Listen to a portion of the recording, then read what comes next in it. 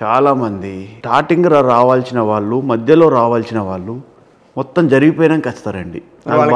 నాకు బాగా కావాలంటారండి. ఇంకేముంది అక్కడ, అయిపోయింది మొత్తం అంతా అనుభవించేసారు. నీళ్లు అన్నీ పోయి చెరువులకి వెళ్ళి పోయి మొత్తం చెరువు అవతల పడ్డాయి. మళ్ళీ రిటర్న్ రమ్మంటే వస్తాయండి? రావు. మళ్ళీ వర్షం పడాలి, నిండాలి, అప్పటిదాకా ఆగాల్సిందే. అంతే. వీళ్ళు వచ్చి అంటారు మాకు ఏదో ఒకటి రెమెడీ చెప్పండి సార్ అంటారు. వాళ్ళకి అప్పుడు ఎన్ని రెమెడీలు చెప్తే ఏంటండి, ఏ ప్రయోజనం ఉండదు. ఆగాలి కొద్ది రోజులు. మీరు 10 సంవత్సరాలు కష్టపడ్డారు, ఓ 10 కోట్లు సంపాదించారు, ఏదో ఒక బిజినెస్ చేశారు, పోయినాయి. డబ్బు మళ్ళీ సడన్గా రమ్మంటే వస్తుందా నా దగ్గరికి వచ్చి? రాదు. కొద్ది రోజులు ఆగి ఓపిక పట్టాలి. మళ్ళీ యోగం ఉండాలి మీ దగ్గర, యోగం ఉండాలి. అవి వస్తాయా రావా అనేది. సో ఇవన్నీ కూడా ప్రతి మనిషికి ఇవన్నీ కూడా జ్యోతిష్యమే నిర్దేశిస్తుందా? కంపల్సరీ. ఓకే. నిర్ధారించడం కాదండి, రాసి నిర్దేశిస్తుంది. రాసి ఉంటుంది. రాసి ఉన్న దాన్ని మాత్రం మేము చెప్తామండి, తప్పుగా చెప్పమండి. అందులో నిగూఢపరిచిన విషయాలను మా భాషలో మేము బయటికి తీసుకొచ్చి మాత్రమే ప్రజలకు అందిస్తాం. అంతే తప్ప ఇప్పుడు ఒక డాక్టర్ ఉన్నాడండి, ఒక ఆపరేషన్ చేస్తాడు, అతను నేర్చుకున్నదే అది. అవును. ఎక్కడ మత్తు ఇంజెక్షన్ ఇవ్వాలి, ఎక్కడ కట్ చేయాలి, ఎక్కడ దీన్ని బాగా చేయాలి, ఎక్కడ మందు పెట్టాలి అనేది పెడతాడు. కాబట్టి అతను డాక్టర్ అయ్యాడు. మీరు నేర్చుకున్నది ఇదే. ఇది ఎక్కడ మనిషి లోపల ఎక్కడ జరుగుతుంది, ఏమవుతుంది అని. ఇది తాంత్రికం ద్వారా పోవాలా, జ్యోతిషం ద్వారా పోవాలా, దేవుని ద్వారా పోవాలా? మీకు ఎప్పుడైనా దృష్టాంతాలు వచ్చినాయా? జ్యోతిష్యంలో అవ్వకపోతే తాంత్రికం ద్వారా వెళ్ళిన చాలా సందర్భాలు ఉన్నాయా? ఉన్నాయండి. చాలా మందికి చేశానండి. అది తిరగబెట్టినట్టు కదా, చాలా మందికి తిరగబెడుతూ ఉంటాయి కదా తాంత్రికంగా. తప్పండి.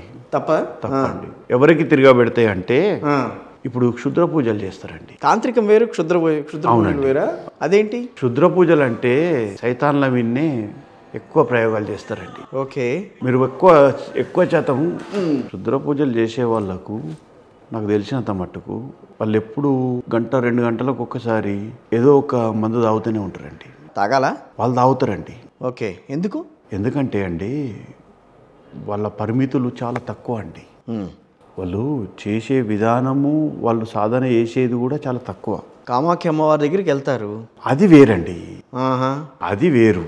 ఓకే. కామాఖ్య అమ్మవారిది నేను మాట్లాడడం లేదు, క్షుద్ర పూజల గురించే మాట్లాడుతున్నాను. ఓకే. ఎందుకంటే కామాఖ్య అమ్మవారి గురించి ఇప్పుడు నేను అవి తాంత్రిక విద్యల్లో అదొకటి, తాంత్రిక విద్యల్లో అదొక విద్యనే, అది మంచిది. కానీ క్షుద్ర పూజలు అనేటివి వేరండి.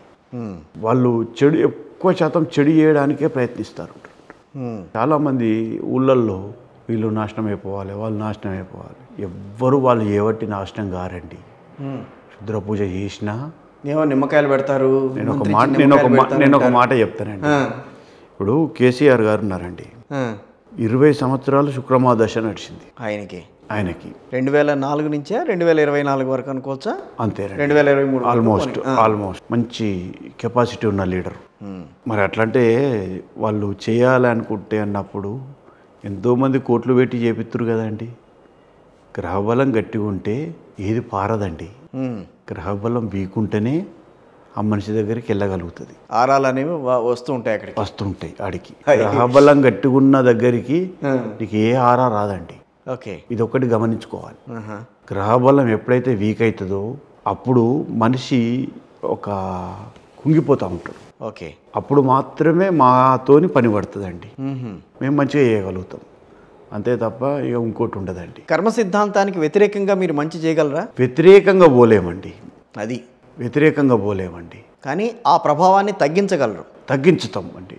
దాదాపుగా ఎంత లేదన్నా కూడా ఒక 75%, 80% తగ్గిస్తామండి. ఇప్పుడు ఒక మనిషి ఉన్నాడండి, ఒక సంవత్సరం నుండి ఒక 100 కేజీల బస్తా మోస్తుండు. కిషోర్ గారు వచ్చి ఆటోమేటిక్గా ఒక 75 కేజీలు తీసేశాడు నా మీదకి వెళ్ళి. అప్పుడు నాకు ఎంత అలకగా అవుతుందండి? 25 కేజీలు బస్తా మోస్తూ ఉంటారు. అంటే సంవత్సరం నుంచి 100 కేజీలు మోసేవానికి 25 కేజీలు మోయడం ఎంత సింపుల్ అండి. చాలా సులువు అవుతుంది. జీవితకాలం మోసినా ఇక ఏం కాదు. ఇక సో అలాంటి సిచ్యువేషన్స్ అయితే తీసుకొస్తామండి కంపల్సరీ. దానికి గ్రహాలని కూడా కొన్ని ఉంటాయండి, ఇంకా కొన్ని ఉంటాయండి. ఓకే. కర్మను వాళ్ళకి ఇక కర్మ తొలుగుతుంది అనే టైంలో మా అడ్రస్ దొరుకుతుందండి. ఇప్పుడు వీడియో చూసే వాళ్ళకి ఎవరికైతే వాళ్ళ కర్మ అలా తగ్గిపోతుందని అలా అనుకోవాలంటారా? అలా అలా అలా అలా అనడానికి లేదా? చెప్పానండి. వీడియో చూసే వాళ్ళకంటే ఇప్పుడు మనం ఏదో ప్రమోషన్ చేసినట్టు అవుతుందండి. ఓకే, అలా కాదు, తప్పండి అది. మీరు పిలిచారు కానీ వాళ్ళు అంటే వాళ్ళకి ఒక ఆలోచన కలగాలిగా మీ మీద కూడా.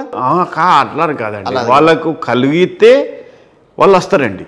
అలా కలిగితే కంపల్సరీ వాళ్ళు వచ్చి గురుగారు ఇట్లా ఉన్నదండి, ఇది ఉన్నదండి అని చెప్పంటే, ఒకవేళ కర్మ వాళ్ళకు ఇక పరిపక్వతం అయింది, ఇక పండు పండింది, రాలిపోతుంది, అయిపోయింది, ఇక వీళ్ళ కర్మభావం పోతుంది అనే టైంలో మా దగ్గరికి వచ్చినప్పుడు ఆ పండును ఖరాబు కాకుండా చేసి మంచిగా చేసి వాళ్ళ చేతిలో మళ్ళీ ఫ్రెష్గా పెడతామండి. పూజలు గీజలు చేసి అంటే మళ్ళీ కర్మ సిద్ధాంతంలో ఇదే ఈ జ్యోతిష సిద్ధాంతంలో తాంత్రిక సిద్ధాంతంలో మంచిగా చేసి పెడతామండి. కొందరికి ఎంత చేసినా పోదండి. అలాంటి వాళ్ళకు ఒక 75% మాత్రం చేయగలిగి మా వంతు ప్రయత్నంగా మేము మొక్కుకుంటామండి. అమ్మవారిని నన్ను స్వామిని మాకు వీలైనంత వరకు చేశామండి, అంతకన్నా ఎక్కువ కాదని. మళ్ళీ దాని తర్వాత కూడా మేము సాధన చేయాల్సింది చాలా ఉంటుందండి. ఈ ఏదైతే యాంగ్జైటీతో బాధపడుతుండ్రో, మనిషి అతలాకుతలం అవ్వడం, పిచ్చి పిచ్చి అవ్వడం, అంటే ఇట్లా ఒంటరిగా బయటికి వెళ్ళకపోవడం, ఆగమాగం, డిప్రెషన్, ఆందోళన, అదే ఆందోళన, డిప్రెషన్స్, ఇవి చంద్రుడు ఎప్పుడైతే రాహు చంద్రుడు కలిసిన జాతకాలు ఉంటాయో దాన్ని పిశాచ యోగం అంటారండి. అది లేకున్నా చంద్రుడు వీక్ ఉన్నాడు అనుకోండి, రాహు వీక్ ఉన్నాడు అనుకోండి, ఇలాంటివి మనిషి మీద చాలా ప్రభావితం చూపిస్తాయండి. శుక్రుడు వీక్ ఉన్నా మనిషి మీద చాలా ఎఫెక్ట్ చూపిస్తాయి. ఏ గ్రహాలు ఏ రకమైన ప్రభావం చూపిస్తాయి అనేది దీంట్లోనే జ్యోతిష శాస్త్రంలో చెప్పినట్టే ఉంటుంది. అది కర్మ పద్ధతి. ఓకే, అది కూడా కర్మ అనుసరించే రాశారు. ఓకే, వాళ్ళు చాలా మేధావులండి. వాళ్ళకు మాత్రం 100% తీసేయచ్చండి. ఇప్పుడు జనరల్గా ఫైనాన్షియల్గా కానీ బిజినెస్ ఎదుగుదల కావచ్చు, ఇవి పెళ్ళిళ్ళు కావచ్చు, ఇవి కర్మ లేదని ఉంటే మనం ఈ కుజదోషాలు 32 రకాలు ఉంటాయి. ఇవన్నీ ఆల్మోస్ట్ చేస్తాం. కొన్ని రకాలు ఉంటాయండి, చాలా మొండి ఉంటాయి. మొండి ఉన్నప్పుడు ఒక 75%. కానీ అండి రాహు మహర్దశ అంటారు, రాహు ఇబ్బంది పెడుతుంది అంటారు, మళ్ళీ శుక్ర మహర్దశ అంటారు, శుక్రుడు ఇబ్బంది పెడుతున్నారని అంటారు. ఏంటి ఇదంతా? అదే నేను చెప్తున్నా అండి. ఇప్పుడు జగన్మోహన్ రెడ్డి ఉన్నాడండి, అతనికి రాహు యోగకారకుడు. ఓకే, రాహుని శుక్రుడు గురుడు 2 గ్రహాలు శుభదృష్టితో చూస్తున్నాయి. మళ్ళీ శుభదృష్టి ఏంటి, వక్రదృష్టి ఏంటి? వక్రదృష్టి అంటే ఇప్పుడు మనిషి రాహు గ్రహం నడుస్తుంది, దాని మీద వక్రదృష్టితో చూశాడు అనుకోండి, మనిషి దిగజారిపోతాడు. ఓకే, అంటే ఎన్ని ప్రయత్నాలు చేసినా ఆయన పనులు కావు. రాహు దృష్టి ఉందనుకోండి, దాని మీద ఏ దృష్టి లేదనుకోండి, రాహు మాత్రమే మంచి దృష్టి ఉండదు అనుకోండి, హ్యాపీగా లైఫ్ వెళ్ళిపోతూ ఉంటుంది. ఓకే, ఏదో ఒక పదవి మీద. ఒకవేళ రాహు మీద ఇట్లా ఏదైనా ఒక 2 దృష్టి మంచి దృష్టి చూసేయండి, ఇప్పుడు జగన్మోహన్ రెడ్డి మీద చూసేయండి, ఇప్పుడు ఆయన హవా నడుస్తుంది. అది ఎన్నాళ్ళ పాటు ఉంటుంది అనేది కూడా జ్యోతిష్యం చెప్తుందా? అది మేము చెప్తుందండి, ఖచ్చితంగా చెప్తుంది.